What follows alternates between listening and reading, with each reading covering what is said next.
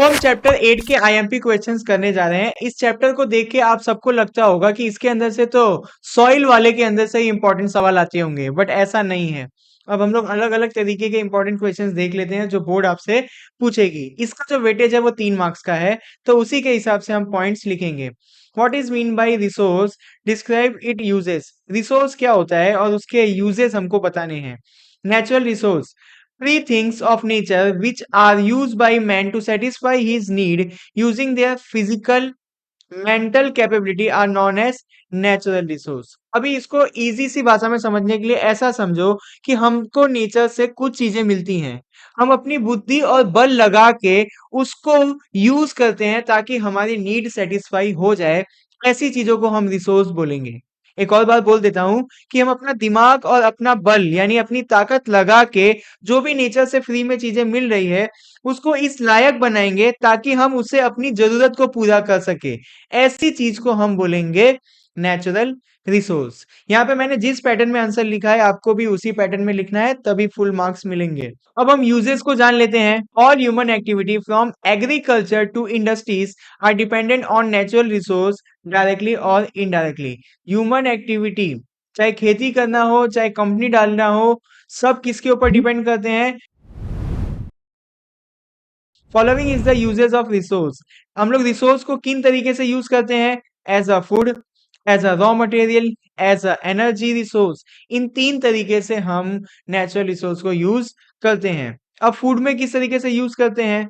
Food requirement of man are fulfilled in various way. अलग अलग तरीके से इंसान नेचुरल रिसोर्स को एज अ फूड में यूज करता है, जैसे कि fruit, crops, milk, meat, fish are use by human as a food. ये चैप्टर ज्यादा हार्ड नहीं है, बस देखते जाओ कि किस तरीके से आंसर लिखना है।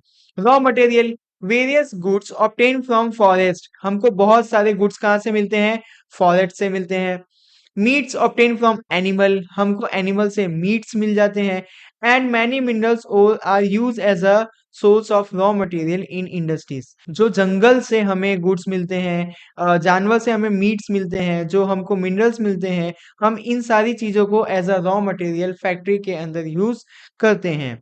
एनर्जी रिसोर्स, ऑयल और नेचुरल गैस, ये सारी चीजें भी हमको नेचर से मिलती है और ये एज अ एनर्जी रिसोर्स हम यूज करते हैं। Are use as a fuel in industries. Solar, wind, sea waves and waterfall are also energy resource. बस यहाँ पे एनर्जी रिसोर्स का लिस्ट बना दिया गया है। तो आपका कितने जल्दी से ये आंसर हो गया पूरा। बस क्वेश्चन पे ध्यान रखो। अब यहाँ पे बोर्ड आपसे एक सवाल पूछ रही है, define the following terms. Rare resource, soil और सॉइल इरोजन। तो रेयर रिसोर्स क्या होता है? The resource those available at limited place are called rare resource. मतलब जो लिमिटेड प्लेस पे मिलता है उन्हें ही हम बोलते हैं rare resource. For example minerals like coal, petroleum, copper, gold, uranium. ये जो सारे मिनरल्स हैं ये आपको दुनिया में क्या हर जगह मिलते हैं? हम सॉइल क्या है उसके बारे में पढ़ लेते हैं। The upper most layer of the earth crust is called soil. Earth के क्रस्ट का जो सबसे ऊपर का लेयर है उसको हम क्या बोलते हैं? सॉइल। आगे भी कुछ चीजें हैं, which contain minerals and biotic element. ये जो upper layer of the earth है ना, जिसको हम सॉइल बोल रहे हैं, इसके अंदर मिनरल्स और बायोटिक एलिमेंट भी पाए जाते हैं। अब ये मिनरल्स और बायोटिक एलिमेंट क्या करते हैं? Minerals and biotic element necessary for the growth and development of vegetation. Vegetation मतलब समझो कि फॉरेस्ट, जितनी भी हरी चीजें हैं सब कुछ। तो सॉइल के अंदर जो मिनरल्स और बायोटिक एलिमेंट मिलते हैं वो हेल्प करते हैं जंगल या पेड़ पौधों को उगने में। उसी लेयर को हम बोलेंगे सॉइल। तो यहाँ पे मैंने इजी सी भाषा में आपको सॉइल क्या होता है वो समझा दिया। अब हम पढ़ लेते हैं सॉइल इरोजन को। The transportation of soil particle from one place to another place with the help of moving air and water is known as soil.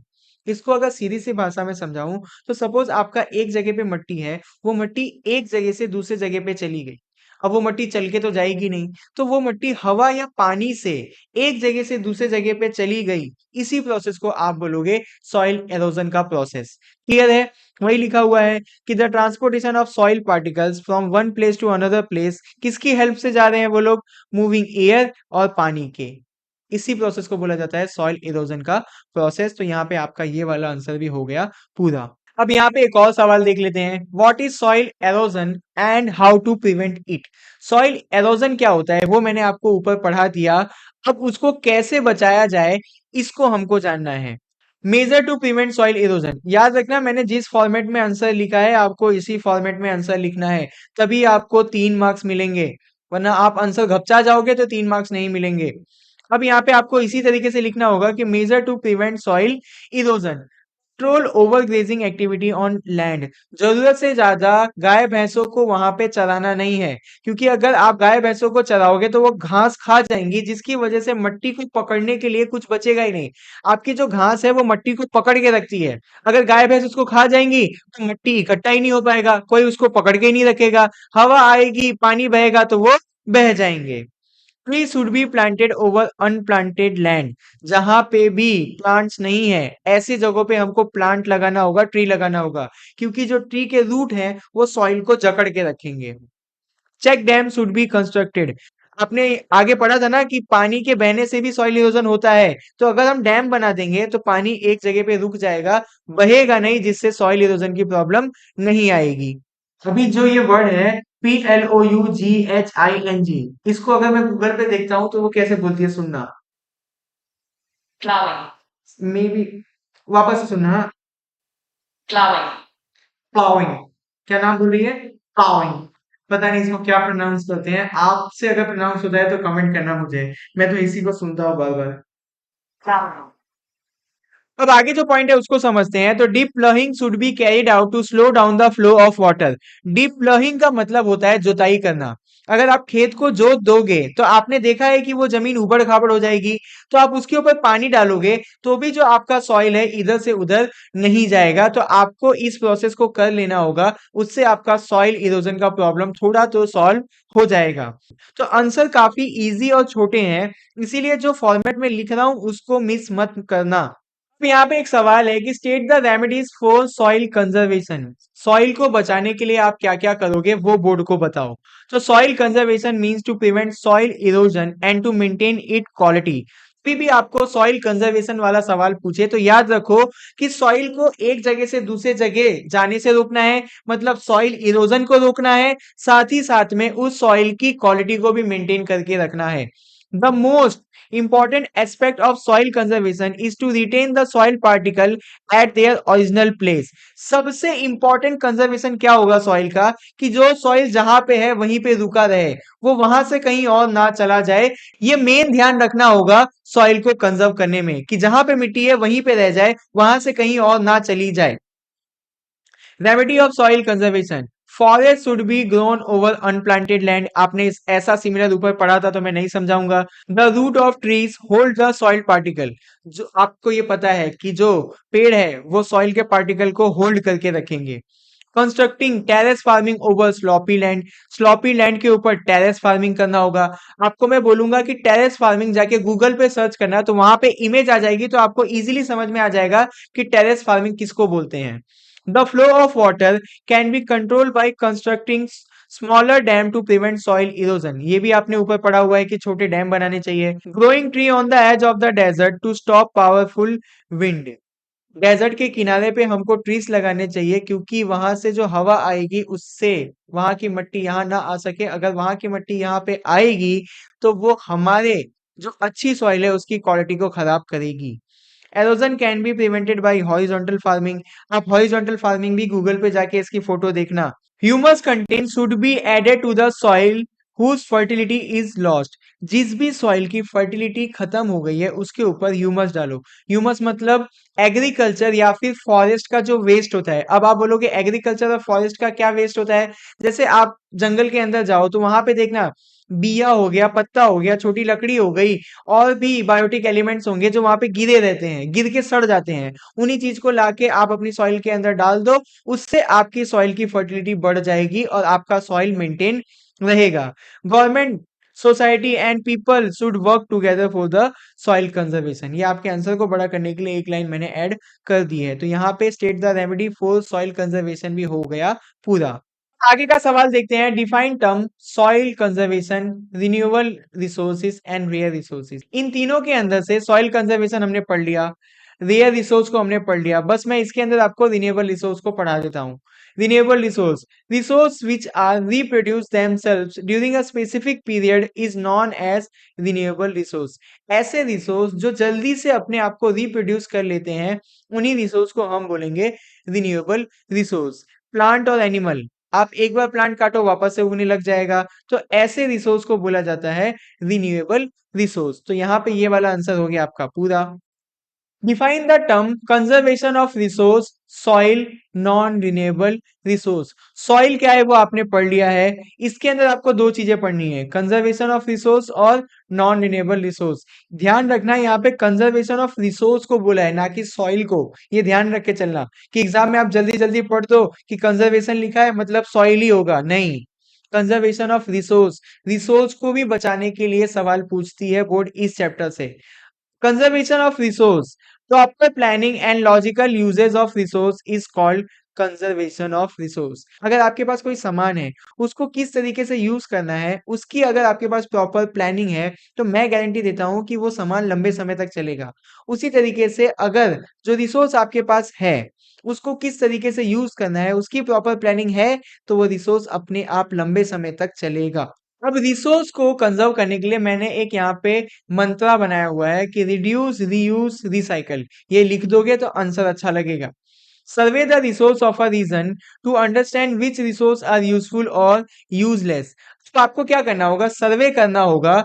किस लिए करना होगा, आपको ये जानने के लिए करना होगा कि कौन सा रिसोर्स यूजफुल है और कौन सा यूजलेस है। जो यूजलेस है हमको उसको बचाना ही नहीं है, जो यूजफुल है हमको उसको बचाना है। उसके बाद आपको क्या करना पड़ेगा, clarify the resource into two group. आपके जो रिसोर्स हैं उनको आपको दो पार्ट में डिवाइड कर देना होगा। एक होगा नॉन रिन्यूएबल रिसोर्स, एक होगा अपना रिन्यूएबल रिसोर्स। जो रिन्यूएबल रिसोर्स है वो तो बार बार ऑटोमेटिकली बन जाते हैं, इनको हमको नहीं बचाना है। हमको किसको बचाना है, नॉन रिन्यूएबल रिसोर्स को। वही लिखा हुआ है मैंने, non renewable resource are limited in quantity and should be preserve. हमको किसको बचाना है, नॉन रिन्यूएबल रिसोर्स को। क्यों बचाना है, क्योंकि लिमिटेड क्वांटिटी में है ये धरती के ऊपर, इसीलिए। अब नॉन रिन्यूएबल रिसोर्स को बचाने के लिए क्या क्या चीजें ध्यान में रखनी है, यूज ओनली इफ नेसेसरी, जब जरूरत पड़े तभी यूज करो। Reduce the use of non renewable resource, non renewable resource का यूज रिड्यूस कर दो। Grant strict law for the conservation of resource, non renewable resource को बचाने के लिए गवर्नमेंट को स्ट्रिक्ट लॉ बनाने चाहिए। Research should be done to find alternative to such resource, non renewable resource की जगह पे कोई और रिसोर्स का इस्तेमाल कर सके, उसके ऊपर रिसर्च होना चाहिए। The government should form law to conserve resource, government को बहुत सारे लॉ बनाने चाहिए जिससे हम नॉन रिन्यूएबल रिसोर्स को बचा सके।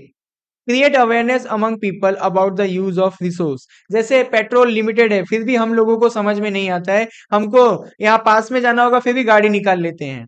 तो हम क्या कर रहे हैं, नॉन रिन्यूएबल रिसोर्स को बर्बाद कर रहे हैं। तो इस तरीके की अवेयरनेस हमको फैलानी है कि भैया आप पैदल चले जाओ। आज अगर आप इसके लिए हमारे पेट्रोल को यूज करोगे तो फ्यूचर जनरेशन के पास नहीं बचेगा। The public should be made aware of the rational usages of resource, हमको अपने रिसोर्स का अच्छी तरीके से लॉजिकल तरीके से यूज करना आना चाहिए। अगर आपको रिसोर्स को बचाना है तो ये वाला आंसर आपको लिखना पड़ेगा। अब इसके अंदर एक आंसर था नॉन रिन्यूएबल रिसोर्स, उसको जान लेते हैं। Non renewable resource, those resources which cannot be reproduced shortly are known as non-renewable resource. Example coal और पेट्रोल। सबको पता है कि कोल और पेट्रोल एक बार खत्म हो गए तो करोड़ों साल लग जाएंगे इनको बनने में। ऐसे रिसोर्स जिनको बनने में करोड़ों साल लग जाते हैं, इस रिसोर्स को हम बोलेंगे नॉन रिन्यूएबल रिसोर्स। तो यहाँ पे ये वाला आंसर हो गया आपका पूरा। अभी यहाँ पे एक सवाल है कि state any four type of soil, आपको किसी भी चार टाइप ऑफ सॉइल के बारे में बताना है। मैं इसके अंदर आपको ये नहीं समझाऊंगा क्योंकि आपके हिसाब से कौन सा आपको इजी लग रहा होगा वो मुझे नहीं पता। तो आपको जो भी चार टाइप के सॉइल इजी लगे उनका लिस्ट बना देना, उनका आंसर लिख देना, आपका आंसर हो जाएगा पूरा। यहाँ पे एक सवाल है कि why is black soil called self ploughing soil, black soil को सेल्फ प्लॉइंग सॉइल क्यों बोला जाता है, इसका आंसर आपको देना है। तो जो ब्लैक सॉइल का आंसर होगा वही यहाँ पे लिख दोगे तो आपका आंसर हो जाएगा पूरा। अलग से कुछ भी याद करने नहीं जाना है, जो आप ब्लैक सॉइल के अंदर याद करोगे यहाँ पे लिख देना, आपका आंसर हो जाएगा पूरा। यहाँ पे मैंने आपको इस चैप्टर के सारे आईएमपी क्वेश्चंस करवा दिए। अभी भी कोई डाउट है या कोई भी सवाल आ रहा है मन में तो मुझे कमेंट करना, मैं उसको सॉल्व करने की पूरी कोशिश करूंगा।